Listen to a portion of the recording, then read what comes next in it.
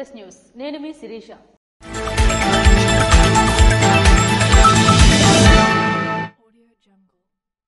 రైతు బాగుంటేనే రాష్ట్రం బాగుంటుందని మంత్రి కింజరాపు అచ్చెన్నాయుడు అన్నారు.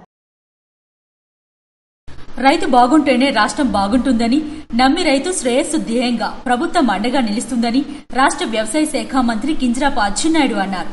ప్రభుత్వం అన్నదాత సుఖీభవ పథకం అమలు చేస్తున్నందున సంఘీభావంగా సంతబొమ్మాలి మండలం పాలేసమ్మ గుడి నుంచి కోటబొమ్మాలి వ్యవసాయ మార్కెట్ కమిటీ యార్డ్ వరకు రైతులు ట్రాక్టర్లతో గురువారం నిర్వహించిన రైతు చైతన్య ర్యాలీలో మంత్రి కింజరాపు అచ్చెన్నాయుడు పాల్గొన్నారు. ట్రాక్టర్ను స్వయంగా నడిపి రైతుల్లో నూతనోత్సాహాన్ని నింపారు. రైతులు స్వచ్ఛందంగా ట్రాక్టర్లతో ర్యాలీలో పాల్గొని అభిమానాన్ని ప్రదర్శించారు. ఈ సందర్భంగా మంత్రి మాట్లాడుతూ ప్రభుత్వానికి ఎన్ని ఆర్థిక ఇబ్బందులు ఉన్నా హామీలో భాగంగా ప్రభుత్వం ఏర్పడి 14 నెలలు అయినప్పటికీ 90% వరకు ప్రజలకు ఇచ్చిన మాట ప్రకారం పథకాలు అమలు చేస్తున్నట్లు వెల్లడించారు. సూపర్ 6 పథకాలలో అన్నదాత సుఖీభవం కింద రైతులకు కేంద్రం నుంచి 6,000, రాష్ట్ర ప్రభుత్వం నుంచి 14,000 వేసి ఏడాదికి మొత్తం 20,000 రూపాయలు పెట్టుబడి సాయం అందిస్తుందన్నారు. ఇటీవల 7,000ను తొలి విడతగా పెట్టుబడి సాయాన్ని రైతుల ఖాతాల్లో జమ చేసినట్లు స్పష్టం చేశారు.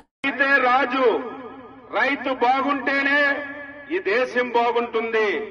రైతుకు అన్ని విధాల సహాయపడాలని గత ప్రభుత్వంలాగా ఎన్నికల్లో ఒక మాట చెప్పి ఎన్నికల తర్వాత ఒకలాగా ఆచరించడం కాదు. ఎన్నికల్లో చెప్పాం రాష్ట్ర ప్రభుత్వం 14,000, కేంద్ర ప్రభుత్వం 6,000 కలిసి ఒక రైతుకి సంవత్సరానికి 20,000 ఇస్తామని చెప్పాం.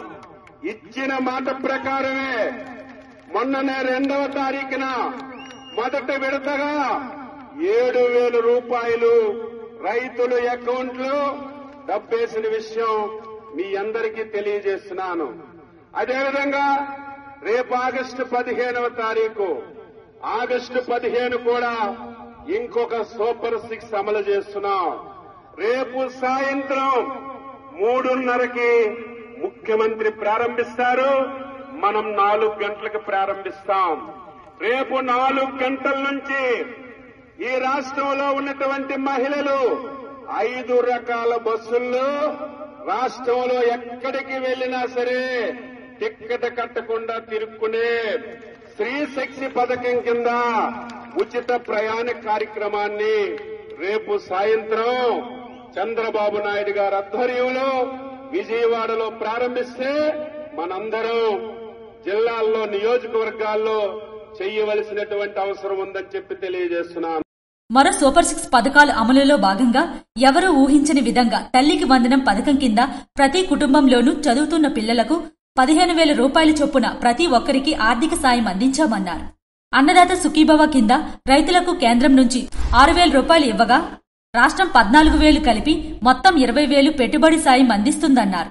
ఆగస్టు 15 నుంచి రాష్ట్రంలో ఎంపిక చేసిన 5 రకాల బస్సుల్లో మహిళలకు ఉచిత బస్సు ప్రయాణ సౌకర్యం కల్పించనున్నట్లు మంత్రి తెలిపారు. ఈ పథకాన్ని అమలు చేయడంలో ప్రభుత్వానికి ఏడాది 2,400 కోట్ల భారం ఎదురవుతుందని అన్నారు. గత ప్రభుత్వ హయాంలో 2019 నుంచి వితంతువులకు పింఛన్లు ఇవ్వడాన్ని నిలిపివేశారని, ఇప్పుడు ప్రభుత్వ హామీ మేరకు మళ్లీ ఆ పింఛన్లు మంజూరు చేస్తున్నట్లు వివరించారు. ఈ కార్యక్రమంలో వ్యవసాయ శాఖ అధికారి రాళ్లపాటి అప్పారావు, ఎంపీడీఓ పి జయంతి ప్రసాద్, తహసీల్దార్ హేమ తదితరులు పాల్గొన్నారు.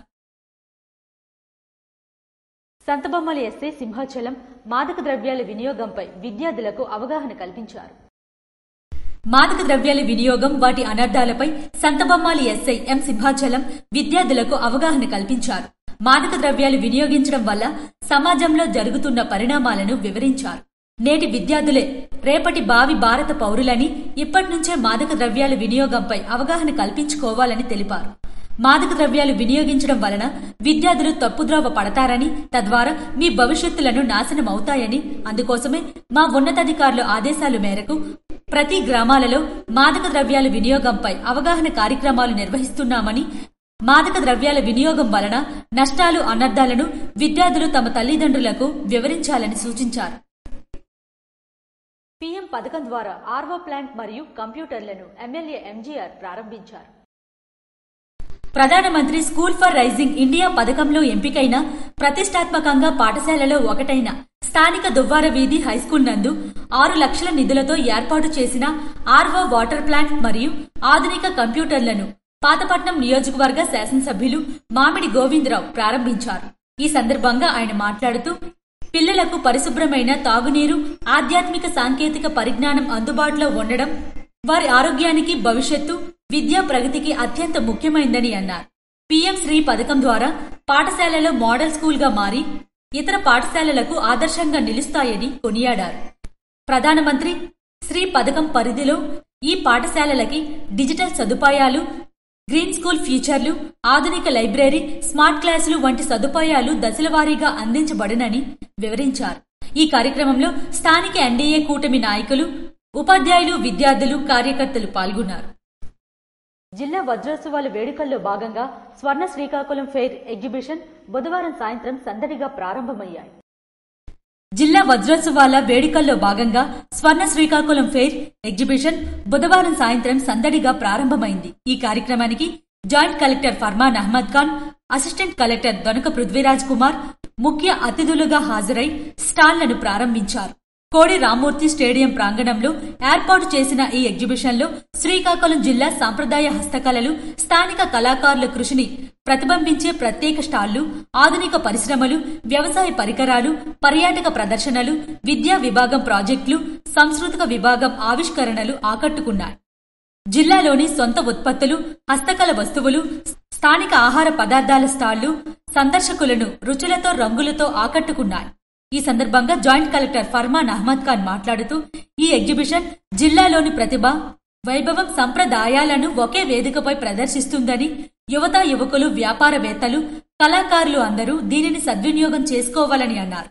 ఈ సందర్భంగా అసిస్టెంట్ కలెక్టర్ దొనక పృథ్వీరాజ్ కుమార్ మాట్లాడుతూ స్థానిక హస్తకళలకు ప్రోత్సాహం, మార్కెట్ అవకాశాలు కల్పించడమే లక్ష్యంగా ఈ ప్రదర్శన సాగుతుందని పేర్కొన్నారు. ముఖ్యమంత్రి సహాయనిధి చెక్కును ఎమ్మెల్యే బగ్గు రమణమూర్తి బాధితునికి అందజేశారు.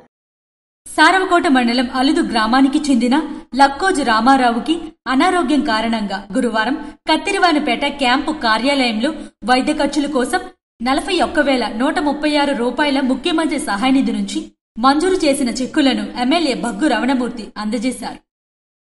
జిల్లాను అభివృద్ధి పదంలో నడిపేందుకు అధికారులంతా సమన్వయంతో పనిచేయాలని జడ్పీ చైర్పర్సన్ పిరియా విజయ సూచించారు. ఆమె ఆధ్వర్యంలో శ్రీకాకుళం జిల్లా పరిషత్ సమావేశ మందిరంలో గురువారం జరిగిన 1వ, 2వ, 4వ, 7వ స్థాయి సంఘాల సమావేశంలో అభివృద్ధి కార్యక్రమాల పురోగతిని సమీక్షించారు. ప్రజల అవసరాలను దృష్టిలో ఉంచుకుని అన్ని శాఖల అధికారులు మరింతగా కృషి చేయాలని సూచించారు. ముఖ్యంగా కవిటి, సోంపేట ప్రాంతాల్లో కిడ్నీ రోగులకు డయాలసిస్ సౌకర్యాలు పెంచడం, అవసరమైన బెడ్లను కల్పించడం వంటి చర్యలు తక్షణమే చేపట్టాలని ఆరోగ్య శాఖ అధికారులను ఆదేశించారు. గ్రామీణ అభివృద్ధి విభాగంపై ప్రత్యేక దృష్టి పెట్టిన చైర్పర్సన్ పెండింగ్లో ఉన్న పింఛన్లను వెంటనే మంజూరు చేయాలని మండల పరిషత్ అభివృద్ధి అధికారులకు సూచించారు. DWMA ద్వారా పూర్తయిన పనుల బిల్లులు తక్షణమే చెల్లించాలని, పంచాయతీరాజ్ శాఖ కాలం చెల్లిన పనులు జాబితాను సమర్పించాలని, ఉద్దానం పైప్లైన్ల లీకేజీలను వెంటనే సరిచేయాలని ఆదేశించారు.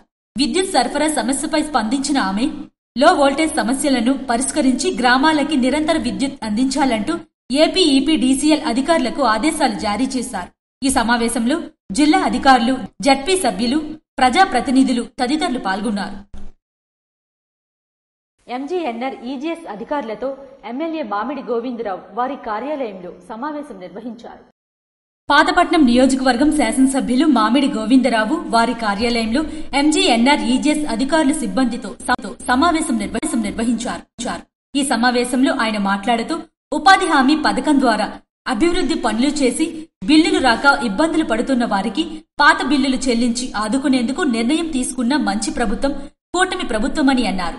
2014-19 మధ్యకాలంలో సిమెంట్ రోడ్లు, సైడ్ కాలువలు, కల్వర్ట్లు, డంపింగ్ యార్డులు, గోకుల షెడ్లు, పలు అభివృద్ధి పనులు చేసిన వారికి అరాచక వైసీపీ ప్రభుత్వం 5 ఏళ్ల పాలనలో బిల్లులు చెల్లించకపోవడంతో ఆర్థికంగా నష్టపోయి అనేక ఇబ్బందులు పడ్డారని తెలిపారు. వారి కష్టాలను, నష్టాలను తెలుసుకున్న ఆంధ్రప్రదేశ్ ముఖ్యమంత్రి నారా చంద్రబాబు నాయుడు స్పందించి పాత బిల్లులు చెల్లించేందుకు నిర్ణయం తీసుకోవడం జరిగిందన్నారు. పాత బిల్లులు చెల్లించుటకు వెంటనే వాటి వివరాలు పంపించవలసిందిగా ప్రభుత్వం ఆదేశించినట్లు వివరించారు. ఈ సమావేశంలో ఏపీడీ, పి రాధా, మండల పరిషత్ అధికారులు, MGNR EGS సిబ్బంది, పంచాయతీరాజ్ ఇంజనీరింగ్ అధికారులు తదితరులు పాల్గొన్నారు. సంప్రదాయబద్ధంగా ముందస్తు కృష్ణాష్టమి వేడుకలు ఓ ప్రైవేటు పాఠశాలలో ఘనంగా నిర్వహించారు.